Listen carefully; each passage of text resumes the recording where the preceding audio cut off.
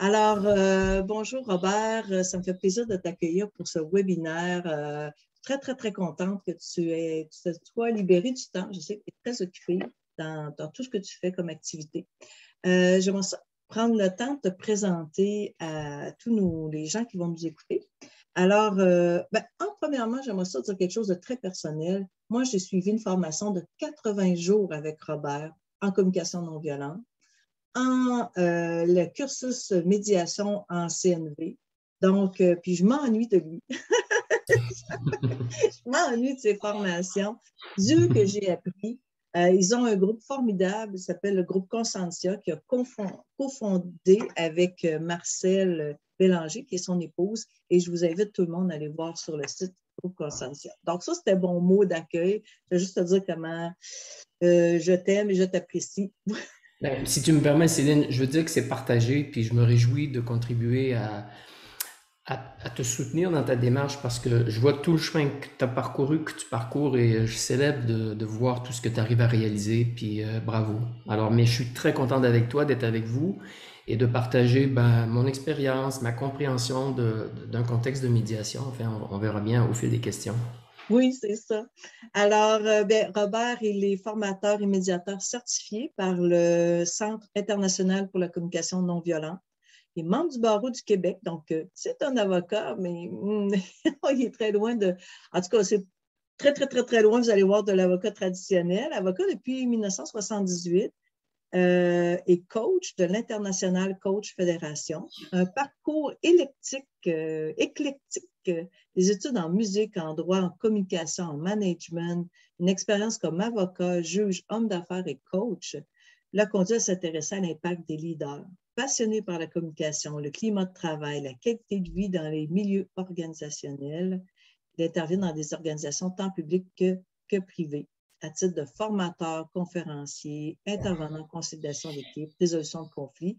J'ai oublié d'écrire médiateur. Je sais que tu l'enseignes, la médiation. Tu dois t'appeler de temps en temps pour faire de la médiation. Beaucoup, Oui, oui. dans les équipes de travail, les hauts dirigeants et tout, j'ai aucun doute là-dessus. Et récemment, tu t'es formé, je ne connaissais pas cette approche à la méthode de l'intelligence relationnelle auprès du docteur François Ledose. Donc, peut-être qu'on aura un petit temps pour en parler. Donc, Mhm. j'étais très curieux, je suis allée voir un peu, ça a l'air très intéressant. Donc, l'intelligence relationnelle. Et bon, et voilà. Et bon, ben, écoute, Robert, j'ai écrit médiateur, leader empathique. Et là, j'ai visé large. C'est ce que je dis.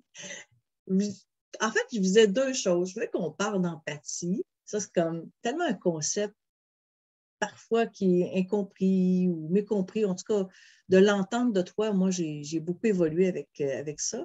Puis, je voulais aussi entendre parler de leadership parce que Oui, comme avec plaisir. médiatrice. Mais première des choses, toi, pour toi, l'empathie, comment tu la définis? Comment... Oui.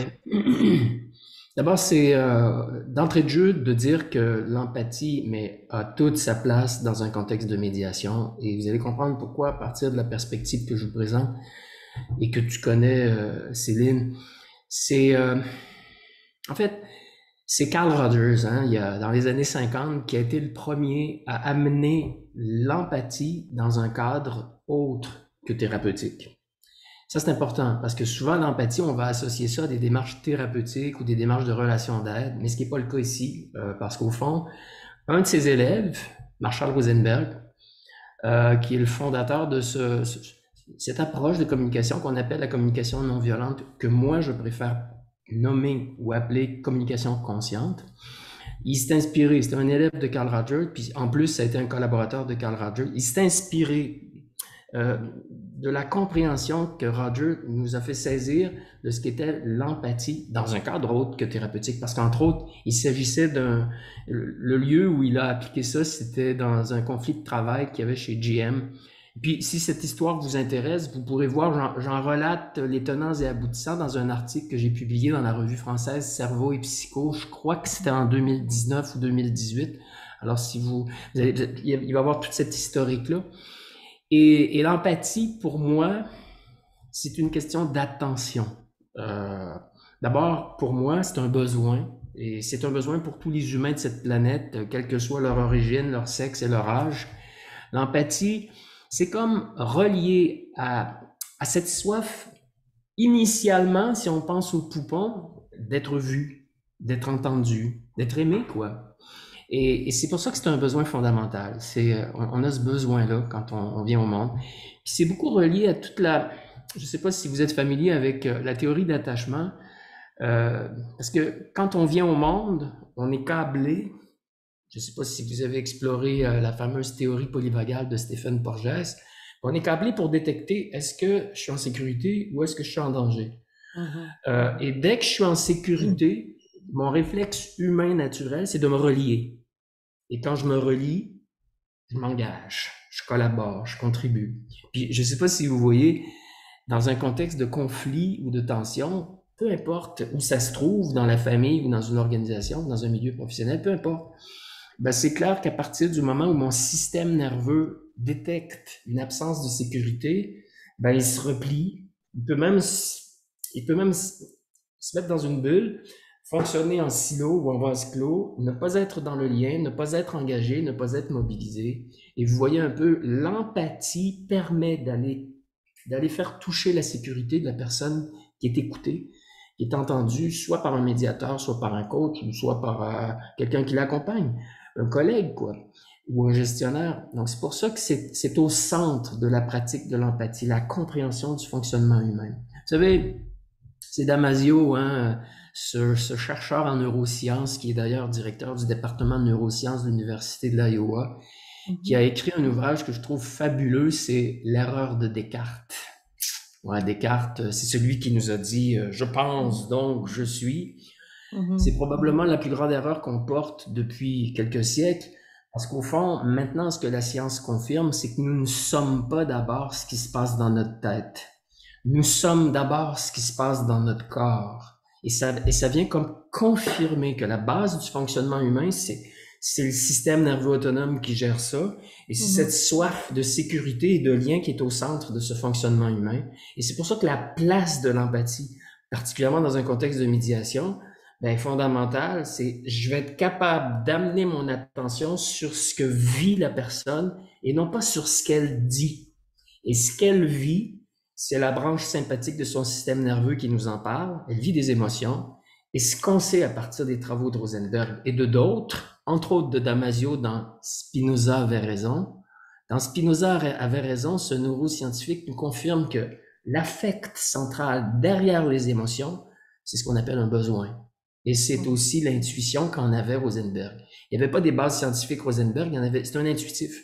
Il avait cette intuition et c'est là-dessus que repose le modèle de la communication non violente. Ça veut dire que si j'arrive à amener mon attention sur la dimension des besoins qui est sous-jacente aux émotions, donc sur la branche sympathique du SNA, système nerveux autonome, il y a quelque chose qui donne de la sécurité à l'écouter, au médian. Et c'est pour ça que ça a toute sa place, particulièrement dans les rencontres préparatoires en médiation. Je dis bien particulièrement parce que dans mon esprit, une médiation, ça se prépare. Alors, voilà l'idée et la place de l'empathie dans un contexte de médiation. C'est pas du tout une incursion thérapeutique, c'est plutôt de générer l'ouverture en permettant de toucher sa propre sécurité, en amenant la conscience des besoins qui sont derrière les signaux ou les émotions. Alors en gros, Céline, voilà un peu ce qu'il y en est pour la place de l'empathie. Wow! Wow! T'as fait le... Wouhou! Alors, on va juste reprendre quelque chose. Dans le fond, moi, ce que j'en comprends de tout ça, juste pour reformuler à ma sauce, pas dans l'empathie, ce que tu nous dis, c'est que, en fait, les découvertes neuroscientifiques ont toutes prouvé. C'est ça, là, la neuroscience est venue appuyer cette importance primordiale puis notre fonctionnement humain. Et moi, ça m'intéresse, ça me passionne la neuroscience. Puis c'est ça que je t'entends nous dire, là, vraiment. Puis tu sais, Céline, puis tout le monde, Stephen Porges, P-O-R-G-E-S, si vous googlez Stephen Porges et théorie polyvagale, ça a à peine 10 ans, ces travaux. Parce qu'on a découvert la troisième branche du système nerveux autonome et ça s'appelle le ventral. Et le ventral, c'est la branche de l'engagement social. Quelqu'un qui est en conflit, c'est quelqu'un qui est désengagé. C'est pour ça que l'empathie permet d'aller travailler dans ce qui est implicite. Puis, 80% de notre réalité est implicite, c'est-à-dire que je suis pas ce que je me dis, je suis ce que je vis dans mon corps. Et c'est mon corps qui informe le cerveau de ce qui se passe dans mon environnement, puis qui va créer ce qui se passe dans mon environnement d'une certaine manière.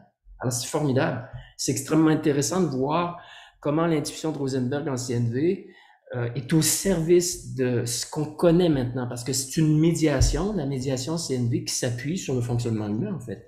Et c'est donc pas une médiation où est-ce qu'on fait du tête-à-tête. Le Oui, médiateur s'intéresse à ce qui se passe dans le corps par le biais de l'empathie, mais évidemment, il se met pas à jouer au thérapeute, je veux rassurer tout le monde. C'est pas son oui, c'est ça. travail, ne confondons pas les rôles. Ouais. Parce que je te Il dis, guérit pas, il transforme pas des blessures, il va pas dans l'histoire du médian, il va c'est ça. créer cette brèche, cette ouverture en amenant de la sécurité pour comme inviter à renouer, pour inviter à revenir dans le lien, parce que c'est ça qui est entaché. Il y a un conflit, le lien est entaché, affaibli ou rompu carrément. Mais des fois, le lien, il est rompu depuis très longtemps. Puis il y a tout, Ah bon. dans le cerveau, il y a une histoire. Moi, je dis souvent, le conflit, c'est une histoire. Les gens se Oui. créent une histoire, puis tu sais, hein, dans la communication non violente, on parle du non-jugement et tout ça, mais ils se sont créés une histoire, un chemin neuronal qui raconte peut-être depuis 2, 3 ans. Puis là, il y a une autoroute là, sur une histoire là, qui tienne à cette histoire-là. Et parfois, l'empathie, moi, ce que je sens d'empathie, quand je me sens en empathie ou en connexion avec quelqu'un, je crée un lien de confiance. Oui. Je crée ce lien de confiance avec lui. Et ça, déjà qu'il me fasse confiance, on s'entend-tu, c'est comme, il faut qu'il fasse confiance au médiateur, il faut que le médiateur soit capable de susciter ça. Moi, si je le disais en termes neurologiques, là, ça va faire drôle pour probablement tout le monde de l'entendre, mais moi, ce que je comprends dans mon rôle de médiateur, c'est que je deviens une figure d'attachement sécure. Et c'est ça que je dois être. Ça veut dire que quand j'opère comme médiateur, je peux pas être ailleurs dans mon système nerveux que dans le ventral. C'est-à-dire, je peux pas être autrement que ce qu'on va appeler en présence, dans un espace de présence, donc dans la branche ventrale de mon système, engagé dans la relation de médiation. C'est pas une relation thérapeutique, j'insiste, c'est une relation de médiation. Ouais. Et c'est C'est, c'est une qualité de j'allais dire, c'est une présence nouvelle aussi. façon. Oui, oui, vas-y. Oui, Oui, excuse-moi, c'est une excuse-moi. qualité de présence, puis c'est comme, c'est les qualités de, c'est un autre chercheur américain qui s'appelle Richard Schwartz qui a travaillé sur une autre approche qui s'appelle Internal Family System, l'IFS. Lui, il va parler, c'est en fait, c'est les qualités du self qui sont au service de la relation. Et le self, ben, il est curieux, il est calme, il est dans l'empathie, il est dans la clarté. Et c'est cet espace-là que je mets au service de la médiation. Oui. Ça veut Puis, dire que je dois avoir fait du travail sur moi, je dois me créer de la disponibilité, je dois connaître le chemin pour retrouver mon ventral, mon espace de disponibilité, parce que c'est extrêmement exigeant de faire de la médiation. Ça peut venir évoquer des choses de notre propre histoire. La vie est généreuse, elle nous met en pleine face tout à coup des choses qui viennent complètement nous déclencher et nous font perdre notre objectivité. Parce que c'est pas qu'une affaire d'objectivité, c'est une affaire de ventral. C'est-à-dire, c'est une affaire de... ventral. Est-ce que Oui. là, il faut que je t'arrête. Oh, stop, stop. Et que tu vas vite. Ouh, c'est un bouillon, c'est intéressant, plein de noms et tout ça. Là, je suis certaine qu'il y a plein de gens qui vont aller googler les noms. Tu me donnes plein de références. Merci, ça va être tellement utile. Mais quand tu parles de ventral, est-ce que tu parles du cerveau parce qu'on a le cerveau des intestins? Est-ce que tu parles de ce cerveau-là? Non, ça n'a rien à Non? voir avec le ventre, c'est plutôt une convention en neurologie. Ce qui est ventral, c'est ce qui est du côté du ventre, c'est la branche du SNA qui est du côté du ventre, et la branche dorsale, c'est la branche qui est du côté du dos. C'est OK, pour ça qu'on OK. parle de dorsal ou de ventral. Le dorsal, ça, c'est cette branche où on est impuissant, on est immobilisé, ou encore on est complètement écroulé par rapport à un contexte X ou Y. Ici, on parle de médiation, donc un contexte de conflit. Et la branche ventrale, c'est le nom que porte cette branche qui a été découverte, qui est du côté du ventre, mais qui est au niveau du haut. Alors, qui va donner l'expression faciale, qui est dans l'engagement. Puis, tu sais, une fois qu'on Pleinement sait cela, centré. Pleinement comment? centré à l'intérieur de soi. Dans ce que tu me parles, là, dans le fond, ce que j'entends, là, Robert, c'est toute cette importance de la présence, d'être ici, maintenant, dans le moment présent. Puis ça veut dire que Oui. le médiateur, là, c'est sa petite game, ses petits agendas, puis ses petites questions qu'il a posées, puis Non, les informations qu'il doit absolument avoir, puis les analyses non, qu'il fait sur l'autre. Ah, j'ai peut-être affaire à un manipulateur, un narcissique, et c'est ça. non. C'est pas ça qui opère. Pas OK. avec ma grille ni mes références, pas en CNV. Une médiation CNV, c'est pas nos références. D'abord, le médiateur CNV, il n'y a pas de projet. Il tient un cadre de référence qui donne toute la sécurité aux médias, qui va leur permettre de devenir autonomes et responsables, de renouer, de recréer le lien entre eux. Et c'est extraordinaire de voir comment est-ce que c'est moins énergivore, parce que pendant combien d'années j'ai fait de la médiation pour le barreau du Québec, mais avec des approches traditionnelles qu'on enseigne à l'université, puis que vous connaissez très bien tout le monde, centrées sur Et, l'intérêt, entre autres, sur et les que intérêts. j'enseigne. Oui, oui, et c'est tout à fait pertinent à certains égards, mais c'est sûr que quand je donne, par exemple, de la formation à l'association des médiateurs familiaux, par exemple, j'ai donné une formation, des blocs de formation à l'association. Je suis un peu comme celui qui vient déranger la tradition dans la médiation parce que Oui, j'amène cette dimension bioneurologique, là. Et ça, c'est comme, oh, oh, oh, attends, on n'est pas des scientifiques, on est soit avocat, on est soit ingénieur, on est soit comptable, puis on fait de la médiation, ou autrement, on a choisi de faire de la médiation parce que c'est quelque chose qui nous parle, qui nous anime. Alors, non, non, c'est pas obligé de... Moi non plus, je suis pas un scientifique, je m'intéresse aux aspects scientifiques, mais en même temps, c'est extrêmement intéressant de baser ce qu'on fait sur la réalité du fonctionnement humain. Parce qu'on oui, a affaire à des humains, on n'a pas affaire à des machines qui sont en conflit, là. oui. Mais sans avoir l'approche CNV que j'ai suivie avec toi, moi, j'enseigne l'approche facilitante, tu sais, les 4 étapes, problème, besoin, intérêt. Ben là, je vais rejoindre Rosenberg, je travaille avec les besoins, intérêts, tout ça. Mais j'essaie d'insuffler dans mes médiations quand même cet esprit d'empathie, d'abord dans les Mhm. rencontres individuelles, dans notre connexion avec l'autre. Et ben, je pense que ça peut quand même faire du chemin, même si ce n'est pas totalement le modèle CNV. Définitivement, Céline. Puis je veux te rassurer, je t'encourage à continuer d'amener le modèle avec lequel tu te sens confortable et puis donc qui a fait ses preuves dans ton expérience. Ça, c'est OK. Mais en même temps, moi, j'ai envie de vous dire que je prends soin de mon énergie quand je fais une médiation CNV beaucoup plus que quand j'utilise d'autres modèles. Parce que c'est Oui, extrêmement exigeant de pratiquer le type de médiation que tu utilises. Alors que la médiation, moi, tout ce que j'ai à faire, parce que les prémices de base, c'est il n'y a jamais de conflit au niveau des besoins ou au niveau du sens. C'est pas là que l'humain se chicane, se rentre dedans, se confronte. C'est au niveau des stratégies. oui. Alors, si c'est au niveau des stratégies, moi, comme médiateur, mon focus n'est pas sur les stratégies. Dès que les médias me parlent de stratégie, je les ramène sur le sens derrière les stratégies. Et quand je parle de sens derrière les stratégies, je parle des besoins au Oui. sens où Rosenberg et d'autres, Max Neef, Barrett, Bennett, il y en a plein d'autres, en parlent. Parce que c'est là où il faut être au clair avec de quoi on parle quand on parle d'un besoin. Parce que c'est pas n'importe quoi, c'est surtout pas une stratégie, un besoin. C'est ce qui est derrière la Mhm, stratégie. mhm, mhm, tout à fait. Euh, écoute, là, mon cerveau bouille et je suis comme... euh, la question que... Mais en fait, il y a une chose. En empathie, je vais créer chez l'autre un espace sécuritaire. Je suis la médiatrice chez l'autre qui se sent pleinement accueilli par moi, comme dans ça, il va se sentir en sécurité. En tout cas, si je suis pleinement dans cet espace empathique, et au lieu d'être dans la fermeture, ben, on va créer de l'ouverture. Puisqu'on crée de la sécurité, on crée de l'ouverture. Donc ça, c'est magnifique. Je réussis à le faire avec une personne. Et là, quand je les mets ensemble, c'est là où parfois les choses se gâtent. On va se le dire, parce que parfois, une partie n'est pas du tout empathique face à l'autre. Loin de là. C'est là C'est là que mon rôle intervient, puis le tien, puis le nôtre.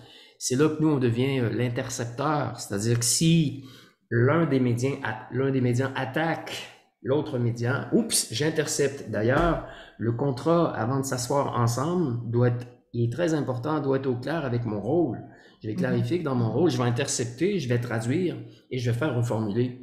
C'est pour ça que tolérance zéro pour les attaques, et c'est pour ça que moi, sur la base du contrat que j'ai avec les médias avant de procéder, ben, je peux faire le travail d'intercepter, d'interrompre et de gérer dans l'égalité, l'équité, la cohérence, ce qui va se passer entre les deux parties. Puis j'aurais envie d'ajouter quelque chose, tant qu'à vous surprendre.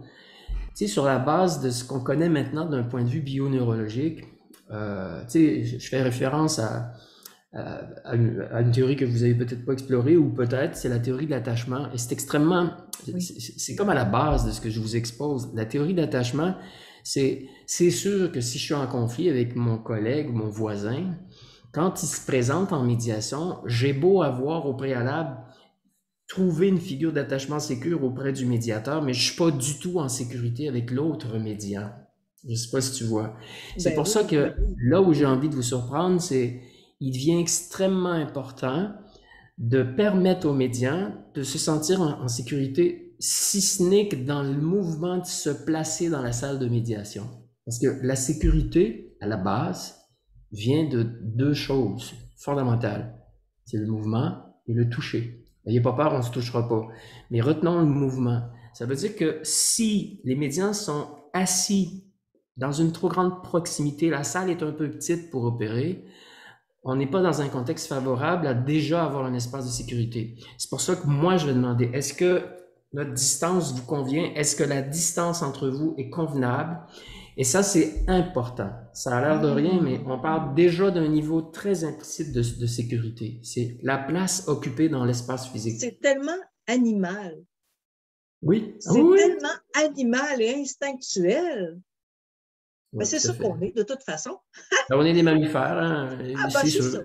C'est ça, c'est ça. Mais nos comportements implicites, là, ils sont comme celui de tous les animaux qui nous entourent, ben oui. Totalement. Mais l'autre chose aussi, c'est que ça peut expliquer pourquoi que les gens aiment tant la visioconférence. Faire de la médiation en visioconférence. Je suis en sécurité, je suis chez moi, dans mon bureau, l'autre n'est pas menaçant, il ne risque pas de me taper dessus, il ne risque pas de me rentrer dedans. Ouais. En même temps, il y a un risque avec la visioconférence, c'est que les gens restent dans leur bulle. Parce que le problème, très souvent, c'est que très souvent, c'est un phénomène qui est tout à fait explicite. Il y a un ouvrage que je suis en train de lire, donnez-moi 2 petites secondes, que je vous recommande fortement, qui parle du phénomène, justement, d'Internet. Je ne sais pas si vous connaissez Gabor Maté, c'est un médecin canadien qui a coécrit avec Gordon Neufeld, qui a coécrit cet ouvrage, Retrouver son rôle de parent.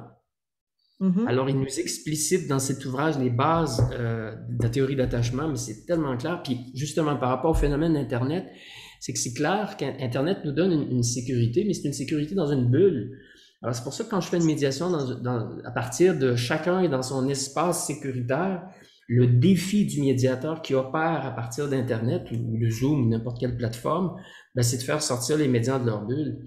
Et ça va être par l'engagement. Et l'engagement, ça va être en amenant les médias à nommer ce qu'ils vivent en présence de l'autre média. Je suis inquiet, j'ai peur, je suis tellement frustré parce que pour moi, l'intégrité, c'est important. C'est là que la CNV prend tout son sens. Parce que l'engagement passe par nommer ce que je vis en lien avec la présence de l'autre. Et ça va faire éclater la bulle et permettre de faire cette médiation par le biais de Zoom ou autrement. Éclater la bulle pour créer le lien, pour qu'entre eux, ils créent le lien, créent ce lien-là, puis qu'ils s'entendent dans leurs besoins. Et moi, c'est ce que je trouve formidable parce que à partir du moment où le lien entre les médias est recréé, ben, moi, tout ce que j'ai à faire, c'est de reculer de ma chaise puis de les laisser opérer. C'est là qu'ils vont jaser de stratégie, puis toute leur créativité va opérer et qu'ils vont concocter, je dirais, un moyen, un consensus gagnant-gagnant. Parce que pour moi, mon rôle vise toujours c'est toujours la recherche du consensus. Et pour moi, je différencie le consensus du compromis. Je ne veux pas qu'une des parties semble engagée, mais dans 2 semaines ou dans 6 mois, laisse tomber l'engagement. Je veux qu'il y ait un consensus où chaque partie est reliée en toute sécurité puis est engagée dans ce qui a été convenu entre les parties. C'est pour ça qu'on dit très souvent que la CNV, c'est une approche gagnant-gagnant. Dans le consensus, il n'y a pas de compromission. Et le mot compromission vient de compromis dans mon livre, parce que dans la compromission, il y en a souvent un ou les deux qui sont à moitié contents. C'est pour ça que ça vient ternir la qualité de l'engagement. La solution ne sera probablement pas durable. Ou on va avoir créé peut-être un désir de revanche ou quelque chose comme ça. Ou là, il y a des continuités de relations parce que, dans le fond, il y a une grande différence entre une médiation où il y a une continuité de relation et une médiation qui est transactionnelle. Ouais. Tu sais, une transaction, on négocie un montant d'argent, je suis avec mon assureur, je suis avec le fournisseur de biens matériels, il me donne un montant d'argent, puis bon. Mais je trouve que c'est pas les mêmes contextes. Puis dans un contexte où il y a cette continuité de relations, conflit entre familles, conflit entre associés, conflit entre franchiseurs, franchisés, des choses où on travaille ensemble, des projets d'équipe, des équipes et tout ça, je vois toute l'importance de ce type de médiation en CNV, puis on dirait que je le vois un peu moins, je vais m'expliquer, un peu moins en médiation facilitante, et en même temps, dans mon expérience que j'ai vue, c'est que quand l'empathie est là, on arrive à des résultats Étonnant. beaucoup plus satisfaisants. C'est pas juste transactionnel, mais les gens sont contents. Oui. Puis tu sais, on peut ne pas rester en lien après la médiation, mais on n'a pas d'amertume, on n'a pas de rancœur. C'est ça. On est dans l'acceptation, tu sais. Au fond, ça nous a permis de traverser un processus de deuil, la médiation. Processus de deuil, oui. Faire la paix. Et puis, Oui. c'est tellement intéressant parce que des fois, les gens, le besoin tellement profond de l'être humain aussi, quand on parle de neurosciences et tout ça, c'est de vivre en paix. Le Ben oui. cerveau humain, il veut pas la guerre. Je veux dire, il veut pas. Parce que s'il veut être en sécurité, c'est qu'il veut être en paix. Oui. Ben C'est oui. une La nature aspiration. de l'humain, on en parlait tantôt, la nature de l'humain, c'est de se relier pour jouer ensemble, pour s'engager dans contribuer à une œuvre commune. Alors, c'est dans notre nature profonde. Alors, si on peut contribuer à ramener ça chez les médias, puis j'ai pas besoin de vous dire à chacune et à chacun qui nous écoute que si ça vous intéresse, la médiation ou la gestion de conflits, il y a de l'ouvrage jusqu'à l'an 4000. Là. C'est pas, c'est pas banal, la Ouais, tension qu'on vit, ouais. puis des périodes comme celle qu'on termine, qu'on traverse, j'espère bien qu'on la termine, une période de pandémie, où est-ce que c'est exacerbé, tu sais, les niveaux d'anxiété, les niveaux de tension. Vous voyez ce qui éclate à droite, à gauche, qu'on soupçonnait pas, même dans nos familles. Alors, Ouais. c'est étonnant, les prises de position qui deviennent extrêmes. C'est non, non, t'es pas d'accord avec moi, t'es mon ennemi. Attends, tout ça part d'où? Ça part de Hum. l'insécurité. Ça part de L'insécurité. l'insécurité. Ça part Et des blessures le manque de sens aussi. Je pense que d'attachement. si les choses font pas sens, ça crée de l'insécurité. Le besoin de sens est aussi important. Faire que les choses fassent sens. Et ça fait partie peut-être aussi de la sécurité. Ouais. Tout à fait. Exactement. Parce que le sens, tu sais, Céline, je sais pas dans quelle mesure les gens qui nous écoutent sont familiers avec la notion de besoin, puis sont familiers avec l'approche de Rosenberg en communication non violente ou consciente. Mais la notion de besoin, si on la traduit en utilisant un autre mot, c'est le pourquoi. Donc, c'est le Mm. sens. Mm. C'est ça un besoin, c'est le pourquoi. C'est le pourquoi je me lève, c'est pourquoi je me nourris, c'est pourquoi je collabore. C'est le sens. Et c'est ça des besoins. Mhm. C'est du sens pur. Ouais. Ouais. Parfois, le médiateur, puis là, on va aller d'un autre côté. Parfois, le médiateur est déclenché. Je t'ai raconté une histoire. Je veux juste la raconter rapidement, là. Je fais de médiation. C'est une réclamation d'une jeune femme dont l'oncle a été reconnu au criminel coupable de pédophilie. Alors, il a fait des actes de pédophilie sur cette jeune femme et cette jeune femme va maintenant en matière civile pour réclamer des dommages, bon, parce que, bon, on comprend qu'elle a subi beaucoup de choses et lui s'est reconnu coupable d'avoir fait ces actes.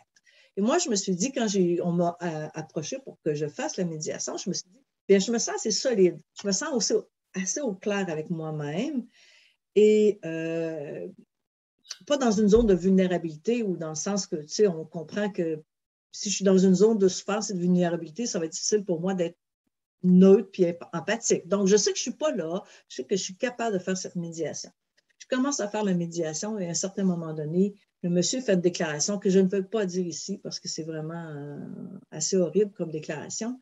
Et ça m'a choquée tellement. Et là, j'ai dû sortir. J'ai dû sortir de la salle parce que j'étais déclenchée comme médiatrice. Et là, j'ai perdu j'ai perdu ma capacité à créer ce lien-là. En tout cas, puis je sais que je ne suis pas la seule personne à qui ça arrive, mais j'aimerais ça que tu nous parles de ça quand un médiateur est déclenché. Il fait quoi? Il fait quoi? D'abord, c'est parfaitement légitime d'être déclenché parce que au Québec, le mot déclenché veut dire être stimulé par quelque chose qui est devant nous, à l'extérieur de nous.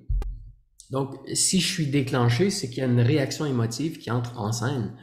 Je suis sous le choc, je suis surpris ou même en colère. C'est de ça dont on parle quand on parle de déclenchement.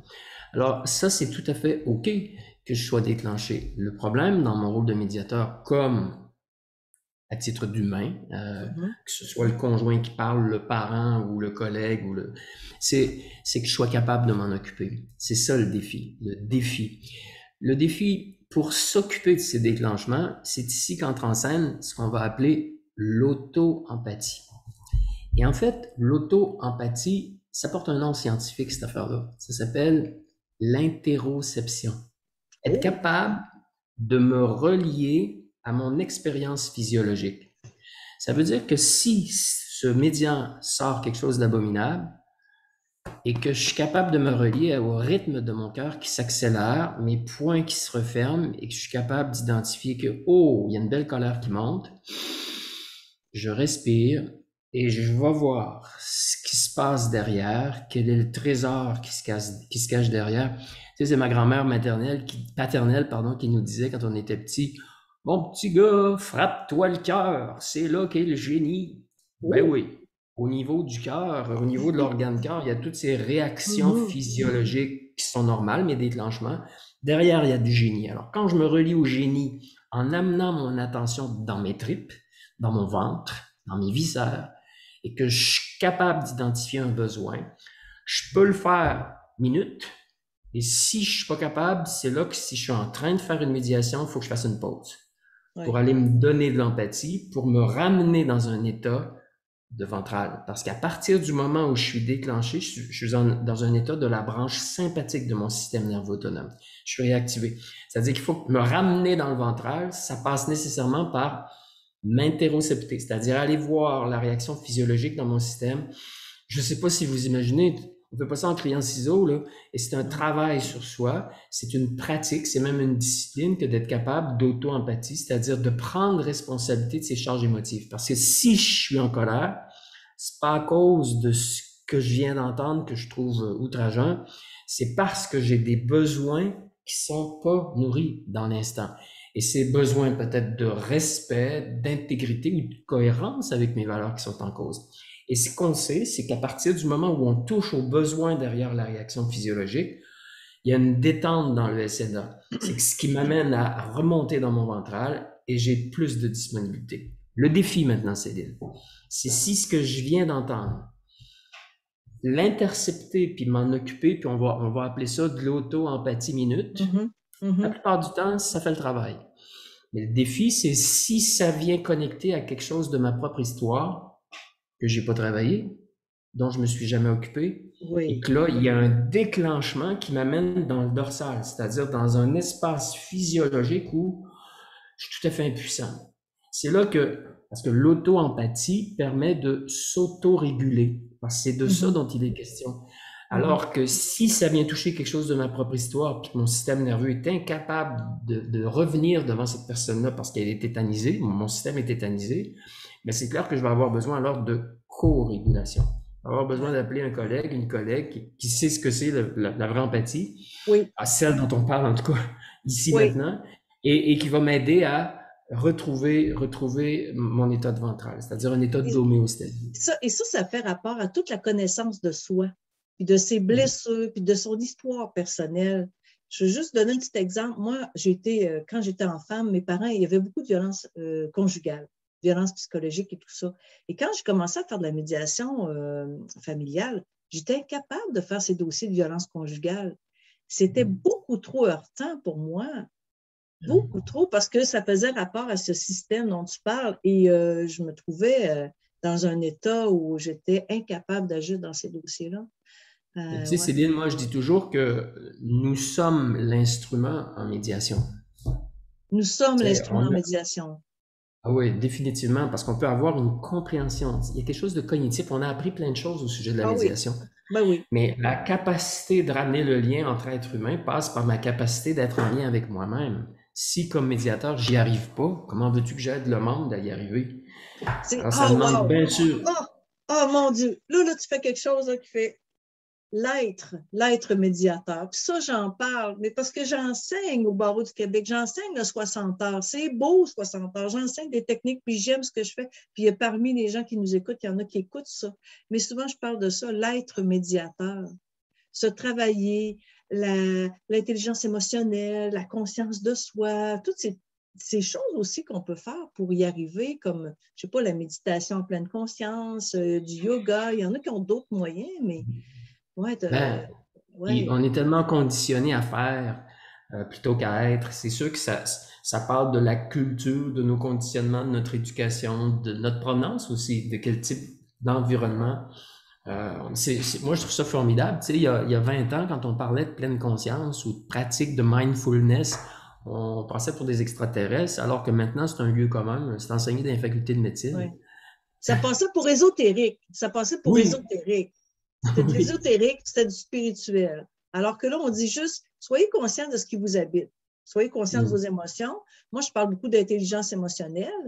Ah oui. Puis oui, méditation pleine conscience, ça a tout son espace. Ouais, Mais ouais. tu sais, l'intelligence émotionnelle, tu sais, l'appellation a glissé vers ce qu'on appelle maintenant l'intelligence relationnelle. Tu sais, c'est Ouais, cette capacité d'être en lien avec soi. Parce que pour Goleman, quand il a pondu sa thèse de doctorat sur le sujet en 94, c'est le fameux Daniel Goleman et son intelligence, c'est lui qui a amené le thème, même si c'est pas d'abord lui qui a fouillé le sujet. Pour lui, la conscience de soi, c'est pas la conscience de ce que je me dis, c'est la conscience de ce que je vis dans mon corps. Et ce que je vis dans mon corps, c'est des émotions et des besoins. C'est ça l'affect central, c'est les émotions et les besoins. Et si j'ai cette conscience-là dans mon rôle de médiateur, ben, je suis capable d'amener les parties, les médias, à être conscients d'eux, c'est-à-dire de ce mhm. qu'ils vivent derrière ce qu'ils se disent. Parce que c'est ça tu sais, c'est ça le principal, c'est de sortir de cette croyance que je suis ce que je me dis, ce que je conclus, ce que j'évalue, ce que je crois. C'est le défi. C'est comme, là, je ne veux pas que ça a l'air des autres pétés, non, mais une influence invisible. L'être que je suis, si je suis un médiateur en paix avec moi-même et bien centré et en empathie, tout ça, ben l'être que je suis, il y a une influence à quelque part. Ben, C'est pas tu visible, sais, c'est un peu il y invisible, tout a, ça.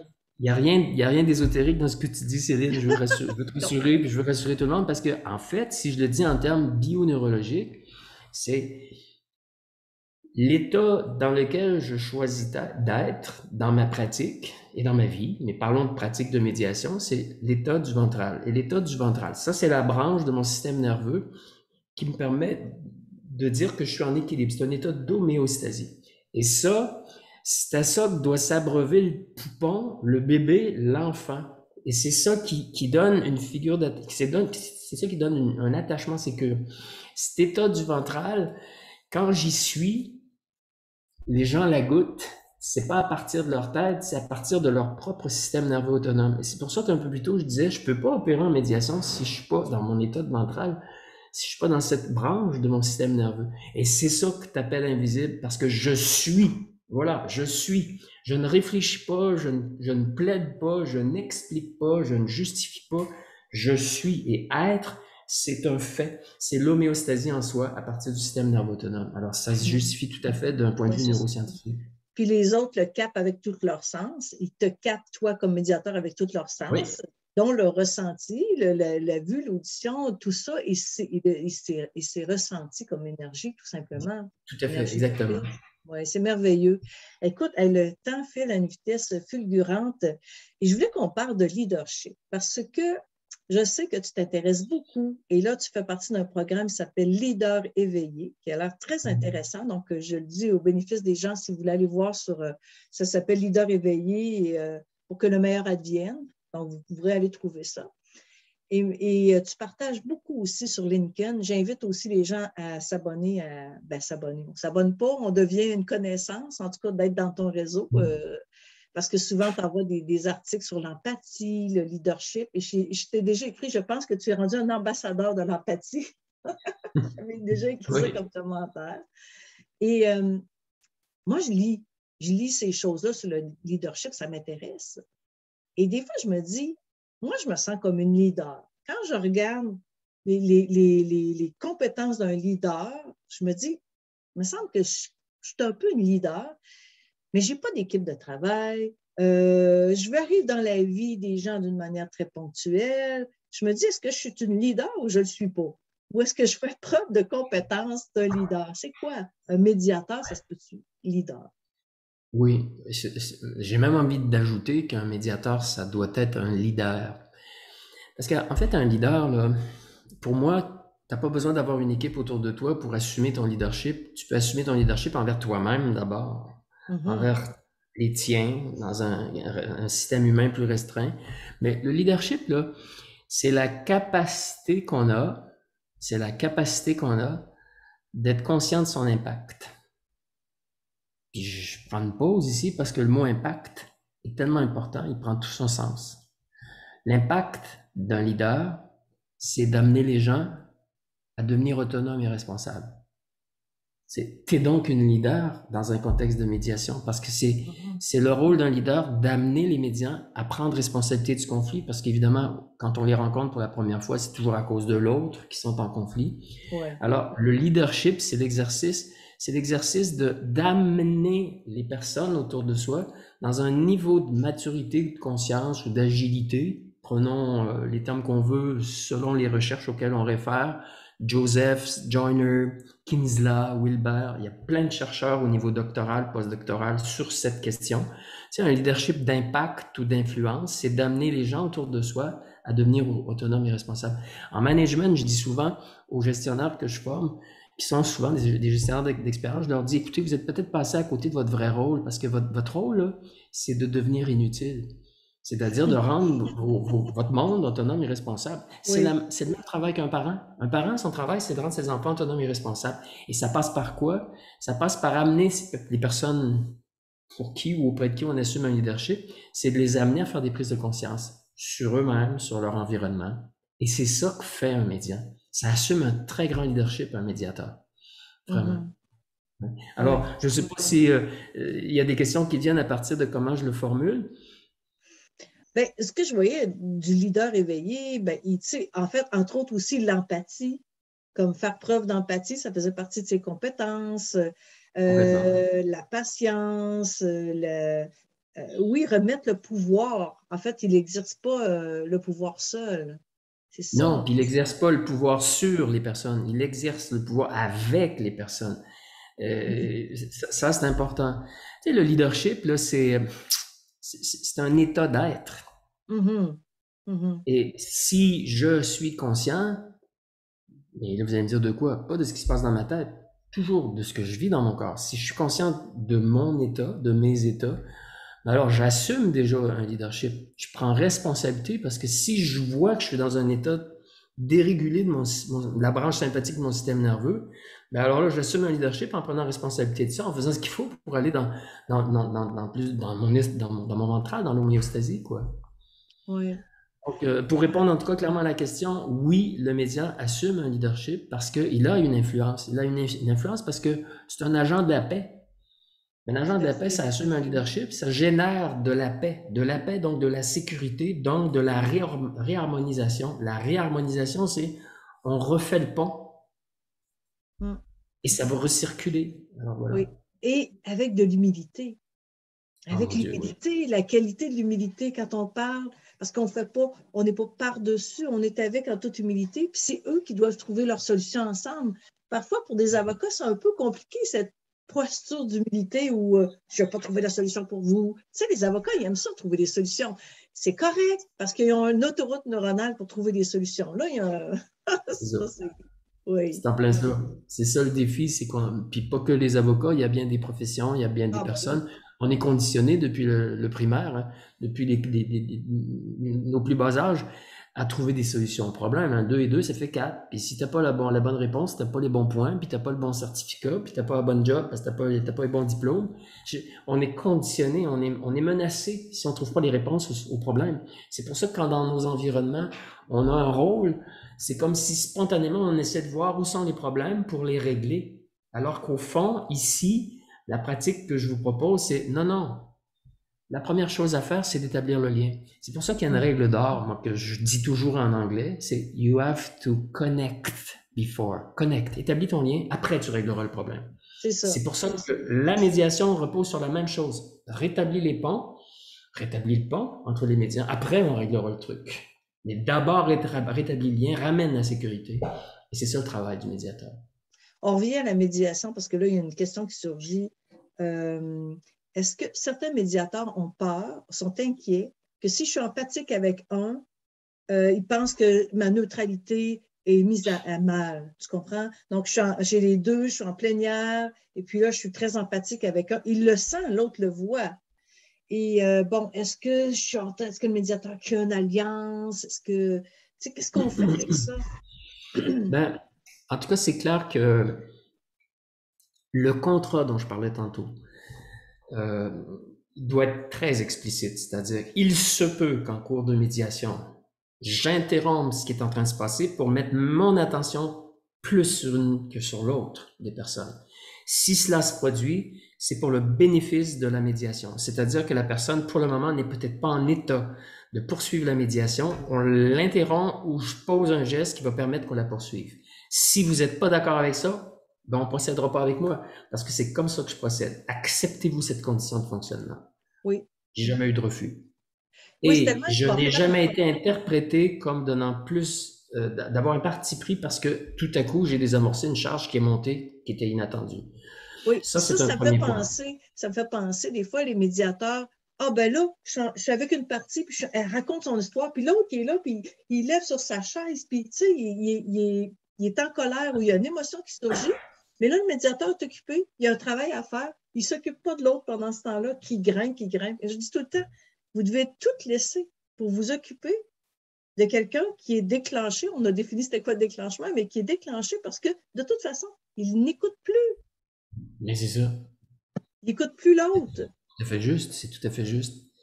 Non, Oui. non, c'est... vous savez, le problème pour voir des praticiens de médiation, des fois expérimentés, c'est le défi en médiation, c'est de pas s'intéresser à l'histoire qui est racontée par les médias. Ouais. Mais c'est de mettre notre attention sur ce qu'ils vivent pendant qu'ils racontent l'histoire. C'est ça, le travail du médiateur en CNV. Puis il n'y a rien de thérapeutique là-dedans. C'est là qu'on opère à un tout autre niveau. Parce que si on reste sur l'histoire, on est focusé sur les solutions, alors que si on s'intéresse à ce qui vivent derrière l'histoire, on est focusé sur d'abord le lien. Après, on ira dans les solutions. Puis ils trouveront les solutions, puis ils seront Ils vont les trouver. Ils les trouvent. Ils les trouvent. À 95%, ils les trouvent. Puis l'autre défi, c'est, je ne sais pas si ça t'est arrivé, Céline, j'imagine que oui, c'est de s'apercevoir en cours de route. Souvent, on va le vivre en préparatoire, mais moi, je mets toujours des clauses dans mes offres de services en médiation. Je dis qu'il se peut qu'après les rencontres préparatoires, je recommande de ne pas procéder à la médiation parce que c'est pas le bon forum. Il faut aller en thérapie peut-être. Ouais. Ça, il faut que le médiateur ait cette sensibilité-là de ne pas se retrouver en médiation dans un contexte où un des médias a besoin d'une thérapie, puis le contexte de la chicane, ça a juste été un facteur déclenchant, puis que l'un des médias projette toute son histoire sur l'autre média. Ah oui. Alors ça c'est important d'avoir cette capacité de déceler ça. Oui, mais je te dirais que malheureusement, ça n'arrive pas toujours à la première rencontre individuelle. Donc, parce que, tu sais, si les gens ont des problèmes de personnalité, des troubles vraiment ancrés ou très forts ou très, peu importe, comme tu dis, ont besoin d'une aide de thérapie ou quoi que ce soit, ça, c'est clair que j'ai découvert que, comme médiatrice, j'ai tenté à des occasions de faire de la médiation, mais ça ne tenait pas la route. Où on n'arrivait pas à nulle part parce qu'une des parties n'était pas capable, elle n'avait pas la capacité, pour des raisons que je ne suis pas une psychiatre, je suis pas, mais tu sais, je me disais, bon, il y a une vision du monde qui est trop éloignée ou trop de souffrance. Parfois, je pense qu'il y a trop de souffrance pour certaines personnes, impossible de faire de la médiation. Et ouais, ça, c'est vraiment un gros problème. Et quand on le détecte en cours de route, on peut aussi arrêter la médiation. Ce serait le fun de le voir toujours en entrevue individuelle. Malheureusement, ce n'est pas toujours possible, mais ouais. Donc, toi, tu recommandes absolument les entrevues individuelles. Ah, écoute, c'est un incontournable. Moi, si deux associés me disent, Robert, on aimerait te rencontrer, on veut discuter il y a une petite différence sur un contrat, ça devrait pas être compliqué. Puis que je les ai à mon bureau, puis tout à coup, je réalise qu'il y a un conflit. Ça, c'est la pire chose qui peut m'arriver parce que je vais interrompre tout ça. Je vais dire, écoutez, là, vous m'amenez dans un contexte de médiation alors que c'est pas ça que vous m'avez demandé au préalable. Fait que moi, je veux vous rencontrer l'un sans l'autre. D'abord, pour essayer de voir chacun votre perspective, mais en réalité, ce que je veux, c'est les préparer à la rencontre de médiation. Parce que si moi, je n'ai pas de rencontre préparatoire, j'ai pas la sécurité pour opérer dans mon rôle. Et je sais qu'il y a des contextes organisationnels où ça n'existe pas, les rencontres. Puis il y a des contextes légaux aussi où ça n'existe pas. Mais c'est tout un défi. Oui, je sais aussi qu'il y a des médiateurs qui sont contre l'idée des rencontres individuelles en Ah, disant, ben écoutez, vous créez des alliances, vous créez un ancrage dans votre tête et tout ça. Il y en a qui ont des pratiques différentes, c'est OK. Moi, je tiens à l'entrevue individuelle parce que je trouve que c'est le bon endroit pour créer la sécurité, puis créer la relation, moi, avec la personne, créer ce lien de confiance, puis la oui, tout à fait. comprendre aussi dans ses besoins, comprendre cet individu qui n'est pas en présence de l'ennemi, qui est en présence de Non. quelqu'un qui est une figure bienveillante, le médiateur, qui est là en toute empathie, qui va sécuriser tout ça. Donc, moi, je trouve que c'est primordial. Je ne me verrais pas non plus sans ça. Mm. Il y a quelque chose que j'ai envie de dire, je ne sais pas si ça va apparaître comme gros, ce que je veux dire, mais on s'attire la clientèle qu'on est d'une certaine manière. Euh, Moi, si quelqu'un veut pas de rencontre préparatoire, moi, je vais tout de suite l'entendre, le comprendre au téléphone ou par l'échange que j'aurais eu avec lui avant qu'il se retrouve dans mon bureau. Mais c'est clair que je suis au clair avec mes intentions, mon intention comme dans mon rôle de médiateur. Je suis clair avec dans quel contexte je veux pratiquer la médiation. Ça me donne des conditions qui sont favorables plutôt Oui. que de me laisser entraîner par comment voit le client ce qui doit arriver pendant la médiation. Et c'est moi le leader de cette histoire-là, c'est pas lui. Lui, c'est le Mhm. client, c'est le médian. Et si on revient au leadership, là, j'en ai un à assumer. Tout à fait. J'ai besoin de déposer le cadre que je propose, puis d'abord d'avoir de la clarté par rapport à ce cadre. Tellement, tellement. Écoute, Robert, il est 11h58. Je sais que tu avais jusqu'à midi. C'est extraordinaire, fascinant. Tu nous as donné tellement d'outils, de références. Je te remercie énormément. Je pense que je vais écrire sous ta vidéo les références. Ben Puis, oui. j'invite les gens à se connecter avec toi sur LinkedIn parce que tu partages du beau contenu. Allez voir sur le groupe Constantia, Leader éveillé. Je sais que ce n'est pas du groupe Constantia nécessairement, mais ça peut intéresser des personnes. Donc, c'est vraiment fascinant. Mais je te remercie, Robert, et puis merci pour ta grande générosité. Et ben, tu sais, on est des pacificateurs et justement, on a tant besoin de paix dans ce monde et je pense que tu nous as donné à tout le monde des belles clés, puis ça fait du bien. Merci beaucoup. Ben, c'est un plaisir d'avoir échangé avec toi, Céline. C'est toujours un Merci. plaisir, puis ça va continuer de l'être. Merci, bonne chance à tout le monde et puis bonne prise de conscience. Merci. Au revoir.